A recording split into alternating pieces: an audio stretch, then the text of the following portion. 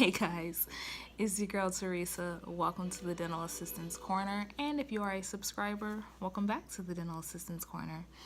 And in this video, I just want to kind of compare and contrast my current job versus the job I had right before this.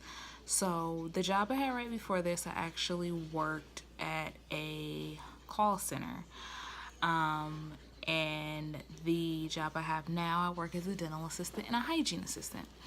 And it's just been very interesting because I thought a lot about the similarities just because when I was first looking for a job, I didn't really have dental assisting experience to kind of talk about or to use as an example, aside from when I was interning. However, there are a lot of things with my customer service and call center experience that's actually going to be very helpful, and some things that are even similar. So, working at a call center, I got a lot of experience trying to explain and break things down to people because most people, I really want to say all, but I'm going to say most people, if you're going to do something for them, they want an explanation. Why do we have to do it this way? Why does this have to take so long? Why does it have to cost this much? Why can't we just do it this way? And I had to explain, this is why, this is what this means, even if it's like, we can't do this without doing that. And when I worked at a call center, one thing that they really had us work on was what they called stop words.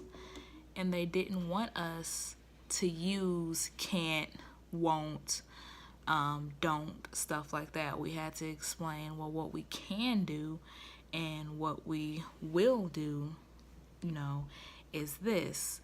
And, sometimes people don't know the alternative way, and they don't even know that the way that I'm trying to explain is better. And then sometimes you just have those people that you just can't explain things to, and that's okay. That's life.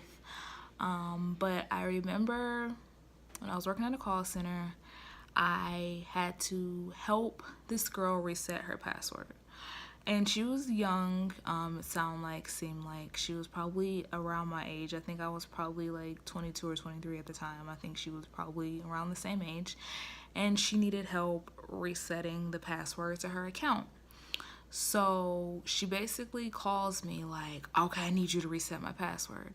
So I try to explain to her, okay, so I'm going to walk you through the steps to do this. This is what you need to do. And she hands the phone to her dad. And then we're both sitting there like, hello, yes, hello, yes, hello, yes. And I'm like, okay, I'm trying to let you guys know this is what you have to do. This is the website you have to go to reset your password. And he's like, she needs to reset her password, and she's going to college tomorrow, and we need to get this done right now. And I'm like, okay, I understand. I'm in college as well. I do not stay with my parents. He's like, okay, you get it, so fix it. So, I'm explaining like, hey, well, I was trying to give you the steps so that way you can get it reset now versus if I do it on my end, it's going to take 24 hours versus you can reset it right now immediately. So I kind of just had to jump into, this is why I'm trying to do what I'm doing because it's going to benefit you more. And I've had to do that working in a dental office. If we're doing an implant consult, we have to take a panoramic x-ray, which is an x-ray that takes one of all your teeth and your sinus, your bone. It spins all the way around your head. And a lot of people are hearing all these rumors about too much radiation and all of this, and it's like, we need to do that x-ray. So I ran into a patient who was like, why do we have to do this? I just want to know if I can get these teeth fixed. And I had to explain, we have to look at your bone. We have to make sure there's no abscess. We have to look for stuff that we won't be able to see with the naked eye. And then a hygienist basically came in and helped me out and explained the same thing. Though he was still upset, we tried to do it. And it's like, either way, you have to always explain, I had to always explain things to people on why we have to do it. And sometimes it's all people need to know is, well, why? Why do I have to do it this way? Why can't we just do it that way? Because, I don't even want to say this generation, but this year, not even this year, but this time, there we go, this time, everyone is so quick to Google something, YouTube something, blog something, and not realize that just because it's on the internet, that doesn't mean that it's true. And it's like people will believe what they read on Google before they will believe an actual professional. So, you know, people think that there's always a different way to do stuff. And I'm not saying there's not different ways to do things, but people don't want to always listen to the better way to do things because they think that what they heard or what they Googled is the best way.